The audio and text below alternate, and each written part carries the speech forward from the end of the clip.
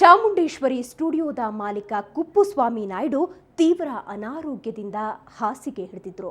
ಹೋದಲ್ಲಿ ಬಂದಲ್ಲಿ ತಾನು ಕೆಮ್ಮಿನಿಂದ ಕ್ಯಾನ್ಸರ್ವರೆಗೂ ಎಲ್ಲ ಕಾಯಿಲೆನೂ ಗುಣ ಮಾಡಬಲ್ಲೆ ಅಂತ ಡೋಂಗಿ ಬಿಡ್ತಿದ್ದ ಸ್ವಾಮಿ ಇಲ್ಲೂ ಅದನ್ನೇ ಹೇಳಿ ಚಾಮುಂಡೇಶ್ವರಿ ಸ್ಟುಡಿಯೋದ ಹಿಂದಿನ ಮನೆಯಲ್ಲೇ ಮುಂದಿನ 3 ವರ್ಷ ಅಲ್ಲೇ ನೆಲೆಯೂರಿಬಿಟ್ಟ. ಹೌದು, ಈ ನಿತ್ಯ ವಂಚಕಾನಂದ ಹಾಸಿಗೆ ಹಿಡಿದು ನರಳುತ್ತಿದ್ದವರಿಂದಲೂ ಗೆಬರಿ ತಿನ್ನಲು ಹೊರಟುಬಿಟ್ಟಿದ್ದ. ಆಸ್ಟಿಯೋ ಅರ್ಥರೈಟಿಸ್ ಕಾಯಿಲೆಯಿಂದ ಬಳಲ್ತಾ ಇದ್ದ ಕುಪ್ಪುಸ್ವಾಮಿ ಅವರಿಗೆ ಹೀಲಿಂಗ್ ಚಿಕಿತ್ಸೆ ಕೊಟ್ಟು ಸರಿ ಮಾಡ್ತೀನಿ ಅಂತ ಬಂದವನು ಇಲ್ಲೇ ಇರಲು ಜಾಗ ಕೊಡಿ ಎಂದ. ಹಾಗೆ ಕೇಳಿ ಪಡೆದು ಆತ ಇದ್ದದ್ದು ಎಲ್ಲಿ ಗೊತ್ತಾ? ಆತ ಅಲ್ಲಿ ಏನೆಲ್ಲ ಮಾಡ್ದ ಅನ್ನೋದನ್ನ ಬಹುಶಃ ನೀವು ಕಲ್ಪಿಸಿಕೊಳ್ಳೋದಕ್ಕೂ ಸಾಧ್ಯವಿಲ್ಲ. ನಾವೀಗ ನಿಂತಿರುವ ಸ್ಥಳ ಕನ್ನಿಂಗ್ಹ್ಯಾಮ್ ರಸ್ತೆಯಲ್ಲಿರುವಂತಹ ಚಾಮುಂಡೇಶ್ವರಿ ಸ್ಟುಡಿಯೋ. ಈಗ 11 ವರ್ಷದ ಹಿಂದೆ ಬೆಂಗಳೂರಿಗೆ ಬಂದಂತಹ ನಿತ್ಯಾನಂದ ಇದ್ದಿದ್ದು ಎಲ್ಲಿ ಅಂದರೆ ಉತ್ತರ ಸಿಗೋದು ಈ ಚಾಮುಂಡೇಶ್ವರಿ ಸ್ಟುಡಿಯೋ. ನನ್ನ ಎಡಭಾಗದಲ್ಲಿ ನಾನು ನಿಮಗೆ ತೋರಿಸ್ತಾ ಇರುವಂಥದ್ದು ಮೈನ್ ಎಂಟ್ರೆನ್ಸ್ ಏನಿದೆ, ಇದು ಚಾಮುಂಡೇಶ್ವರಿ ಸ್ಟುಡಿಯೋದ ಹಿಂಭಾಗದ ಬಾಗಿಲು. ಈ ಬಾಗಿಲಿನಿಂದ ಒಳಗೆ ಕಾಲಿಟ್ಟಂತಹ ನಿತ್ಯಾನಂದ ಇಲ್ಲಿ ಸರಿಸುಮಾರು 2 ವರ್ಷಗಳ ಕಾಲ ವಾಸವಿದ್ದ. ಆತ ಎಲ್ಲಿದ್ದ ಅಂತ ನೀವು ಕೇಳಿದ್ರೆ ಬಹುಶಃ ಇವತ್ತಿನ ನಿತ್ಯಾನಂದನ ನೋಡಿದವರಿಗೆ ಖಂಡಿತವಾಗಿಯೂ ಆಶ್ಚರ್ಯ ಆಗುತ್ತೆ. ಈ ಕಾರ್ ಶೆಡ್ನಲ್ಲಿ ಒಂದು ಕರ್ಟನ್ನ ಹಾಕ್ಕೊಂಡು ಇದರ ಒಳಗೆ ವಾಸವಿದ್ದ ಚಾಮುಂಡೇಶ್ವರಿ ಸ್ಟುಡಿಯೋದ ಮಾಲೀಕರಾಗಿದ್ದಂತಹ ಕುಪ್ಪುಸ್ವಾಮಿ ಅವರು ಆತನಿಗೆ ಯಾವುದೇ ಹಣವನ್ನು ತೆಗೆದುಕೊಳ್ಳದೆ ಇಲ್ಲಿ ವಾಸವಾಗಿ ಇರಲಿಕ್ಕೆ ಅವಕಾಶವನ್ನು ಕೊಟ್ಟಿದ್ದರು. ಅಂದರೆ ಆತ ತಾನು ಎಲ್ಲ ಕಾಯಿಲೆಗಳನ್ನ ಗುಣ ಮಾಡ್ತೀನಿ ಅಂತ ಹೇಳ್ಕೊಂಡಿದ್ದರಿಂದ ತನಗೂ ಕೂಡ ಚಿಕಿತ್ಸೆಯನ್ನು ಕೊಡ್ತೇನೆ ಅಂತ ಬಂದಂಥ ನಿತ್ಯಾನಂದ ಇಲ್ಲೇ ವಾಸವಾಗಿದ್ದ. ಆ ನಂತರದ ದಿನದಲ್ಲಿ ನೀವು ಇಲ್ಲೇ ಪಕ್ಕದಲ್ಲಿರುವಂತಹ ಇನ್ನೊಂದು ಕಾರ್ ಶೆಡ್ನ ನೋಡ್ಬೋದು. ಈ ಕಾರ್ ಶೆಡ್ನಲ್ಲೂ ಕೂಡ ನಿತ್ಯಾನಂದ ವಾಸವಾಗಿದ್ದ. ಅಂದರೆ ಮೊದಲಿಗೆ ಆ ಶೆಡ್ನಲ್ಲಿದ್ದವನು ಆನಂತರ ಇದನ್ನೂ ಕೂಡ ಪಡೆದುಕೊಂಡು ಇಲ್ಲೂ ಕೂಡ ಆತ ವಾಸವಾಗಿದ್ದ. ಆನಂತರ ಇಲ್ಲೇ ಪಕ್ಕದಲ್ಲಿರುವ ಮತ್ತೂ ಒಂದು ಪಕ್ಕದಲ್ಲಿ ನಿಮಗೊಂದು ಕಟ್ಟಡ ಕಾಣಿಸ್ತಾ ಇದೆ. ಆ ಕಟ್ಟಡವನ್ನು ಕೂಡ ಇವರಿಂದ ಕೇಳಿ ಪಡೆದುಕೊಂಡು ಇಲ್ಲೇ ಕ್ಯಾಂಪನ್ನು ಕೂಡ ನಡೆಸಲಿಕ್ಕೆ ಸ್ಟಾರ್ಟ್ ಮಾಡ್ದ. ಮೇಲ್ಭಾಗದಲ್ಲಿರುವಂತಹ ಕಟ್ಟಡವನ್ನು ಕೂಡ ನೀವು ನೋಡ್ಬೋದು. ಅದನ್ನೂ ಕೂಡ ಕುಪ್ಪುಸ್ವಾಮಿ ಅವರಿಂದ ಕೇಳಿ ಪಡೆದುಕೊಂಡ. ಯಾವುದಕ್ಕೂ ಕೂಡ ಆತ ಒಂದೇ ಒಂದು ಚಿಕ್ಕಾಸನ್ನು ಕೊಟ್ಟಿರಲಿಲ್ಲ.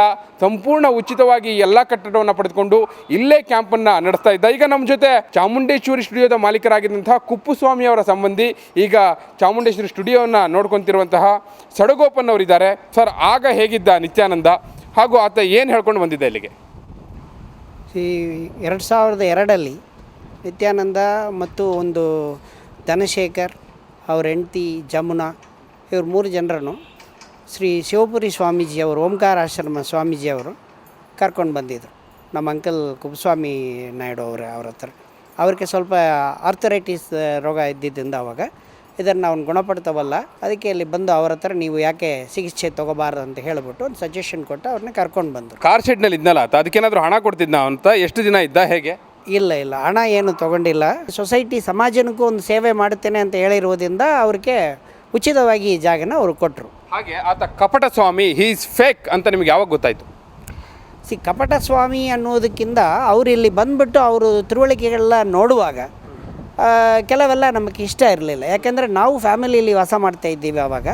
ಅವರು ಆವಾಗ ಮೋಸ್ಟ್ಲಿ ಲೇಡೀಸ್ ಆ್ಯಂಡ್ ಗರ್ಲ್ಸ್ ಅವರು ಎಲ್ಲ ಇಲ್ಲಿ ಕರ್ಕೊಂಡು ಬಂದು ಅವರಿಗೆ ಪ್ರವಚನ ಮಾಡೋದು, ಇಲ್ಲಿ ಸ್ಟೇ ಮಾಡಿಸೋದು. ಕೆಲವು ಟೈಮ್ನಲ್ಲಿ 2-3 ಲೇಡೀಸ್ ಇಲ್ಲಿ ಸ್ಟೇ ಮಾಡೋದು, ಅದಕ್ಕೆ ಏನೋ ರೀಸನ್ ಅಸೈನ್ ಮಾಡಿದ್ದು ಅದೆಲ್ಲ ನಮಗೆ ಇಡಿಸಿಲ್ಲ. But every day 10 people were added. 10 ಜನ ಹೊಸ ಮಂದಿ ಬರ್ತಾಯಿದ್ರು. ಅವಾಗ ಅವರೆಲ್ಲ ಇಲ್ಲೇ ಈ ಜಾಗದಲ್ಲಿನೇ ಕೂರಿಸಿ ಚೇರ್ಸ್ ಹಾಕಿ ಅವ್ರನ್ನ ಎಲ್ಲ ಇದೇ ಜಾಗದಲ್ಲಿ ಕೂರ್ತಾಯಿದ್ರು.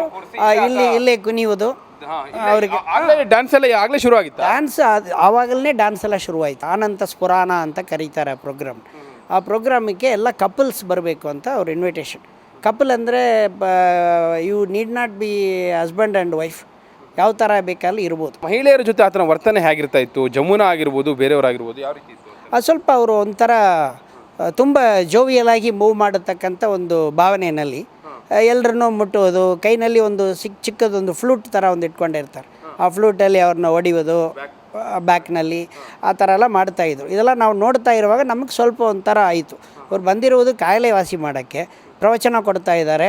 ಸರಿ, ಕುಣಿಯೋದು ಸರಿ, ಇದೇನೋ ತಾಂಡವ ಅಂತ ಹೇಳ್ತಾರೆ, ಇದೆಲ್ಲ ಪರವಾಗಿಲ್ಲ, ರೈಟ್ ಬದಿ, ಇದು ಸ್ವಲ್ಪ ಜಾಸ್ತಿ ಮೀರಿ ಹೋಗ್ತಾ ಇದೆಯಲ್ಲ ಅಂತ ಅವರು ಕುಪ್ಪಸ್ವಾಮಿ ಅವರ ಹತ್ರ ನಾನು ಡಿಸ್ಕಸ್ ಮಾಡ್ತಾ ಇದ್ದೆ ಅವಾಗಲೂ. ಆವಾಗ ಒಂದು ಸತಿ ಅವ್ರನ್ನೂ ಕರೆದು ನಾನೇ ವಾರ್ನ್ ಮಾಡೋದು, ಕಂಪ್ಲೀಟ್ ಇದನ್ನು ವಶಪಡಿಸ್ಕೊಂಡ. ಹೌದು. ಆವಾಗ ನನಗೆ ತಮಿಳ್ನಾಡಿಂದ ಬಂದಿದ್ದವರು ಕೆಲವರು ನನಗೆ ಹೇಳಿದ್ರು, ಅವ್ರ ಹತ್ರ ಕಾಯಿಲೆ ವಾಸ ಮಾಡಿಸ್ಕೊಳ್ಳೋಕೆ ಬಂದಿದ್ದವರಲ್ಲ, ಇಲ್ಲ ಇದು ಒಂಥರ ಮೋಸ, ನಮಗೇನು ವಾಸಿ ಆಗಿಲ್ಲ ಅಂತ. ಬಟ್ ಸ್ಟುಡಿಯೋ ಅಂತ ಇರುವುದರಿಂದ ನಮ್ಮ ಹತ್ರ ಅವರು ಹಲವಾರು ಕ್ಯಾಸೆಟ್ಗಳು ರೆಕಾರ್ಡ್ ಮಾಡ್ಕೊಂಡಿದ್ದಾರೆ, ಅದಕ್ಕೆಲ್ಲ ಸಹಾಯ ಮಾಡಿಕೊಟ್ಟಿದ್ದಾರೆ ಇಲ್ಲಿ ಕುಪ್ಪಸ್ವಾಮಿ ಅವರು. ಕ್ಯಾಸೆಟ್ಗಳು, ಪ್ರವಚನಗಳು, ಅವ್ರದ್ದು ಲೆಕ್ಚರ್ಸು ಇದೆಲ್ಲ ಜಾಸ್ತಿ ಮಾಡ್ಕೊಂಡಿದ್ದಾರೆ, ಫ್ರೀಯಾಗಿನೇ. ಸಿಟಿ ಸೆಂಟ್ರ್ ಅಂತಲೇ ಪ್ರಿಂಟ್ ಮಾಡ್ಕೊಂಡಿದ್ದಾರೆ, ವಿಸಿಟಿಂಗ್ ಕಾರ್ಡೆಲ್ಲ ಮಾಡೋಕ್ಕೆ ಶುರು ಮಾಡಿ ಆ ರೀತಿ ಮಾಡಿದ್ದಾರೆ. ಅಸ್ತೋ Chamundeshwari is part and parcel of is office ಅಂತ ಸಿಟಿ ಸೆಂಟ್ರ್ ಅಂತಲೇ ಪ್ರಿಂಟ್ ಮಾಡಿದ್ದಾರೆ. ಒಂದು ಮಾತ್ರ ಹೇಳ್ತೀನಿ, ಇಲ್ಲಿ ಇದ್ದಿದ್ದ 1 ವರ್ಷದಲ್ಲಿನೇ ಅವ್ರಿಗೆ ಅಷ್ಟೊಂದು ಫಾಲೋವರ್ಸ್, ಅಷ್ಟೊಂದು ಅವ್ರಿಗೆ ಒಂದು ಪ್ರಧಾನ ಪೊಸಿಷನ್ ಇಲ್ಲಿ ಈ ಊರಲ್ಲಿ ಸಿಕ್ತು ಅವ್ರಿಗೆ. Okay, fine.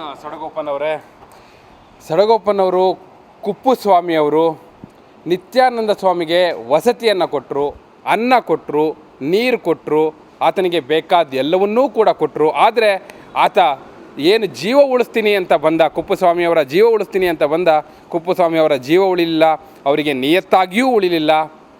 ಅನ್ನ ತಿಂದ ಮನೆಗೆ ಕನ್ನ ಹಾಕಿದ ಕಪಟ ಸ್ವಾಮಿಯ ಕರಾಳ ಚಾರಿತ್ರ್ಯದ ಒಂದು ಭಾಗ ನಾವು ನೋಡಿದ್ದೇವೆ. ಆ ಕಪಟ ಸ್ವಾಮಿಯ ಮುಂದುವರೆದ ಭಾಗ ಕೂಡ ನೀವು ನೋಡ್ತೀರಿ. ಕುಪ್ಪುಸ್ವಾಮಿಯವರ ಕಾಯಿಲೆ ಗುಣಪಡಿಸ್ತೀನಿ ಅಂತ ಬಂದ ಕಾಮಿಸ್ವಾಮಿ ಅಲ್ಲಿ ಹೆಂಗಸರ ಕುಪ್ಪುಸಕ್ಕೆ ಕೈ ಹಾಕಿದ್ದ. ಮನ ಬಂದಂತೆ ಕುಣಿಯುತ್ತಾ ಮಹಿಳೆಯರೊಂದಿಗೆ ಅಸಭ್ಯವಾಗಿ ವರ್ತಿಸುತ್ತಿದ್ದ.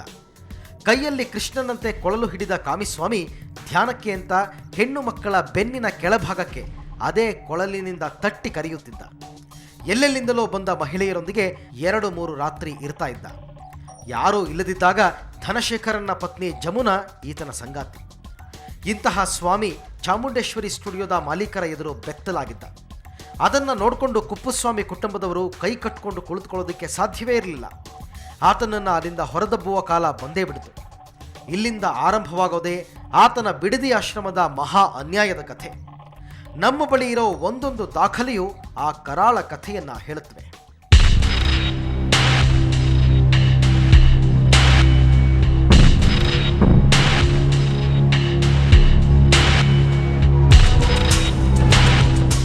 ಮಹಾವಂಚಕ ಸ್ವಾಮಿಗೆ ಇವತ್ತಲ್ಲ ನಾಳೆ ನನ್ನನ್ನು ಇಲ್ಲಿಂದ ಹೊರ ಹಾಕ್ತಾರೆ ಅಂತ ಚೆನ್ನಾಗೇ ಗೊತ್ತಿತ್ತು.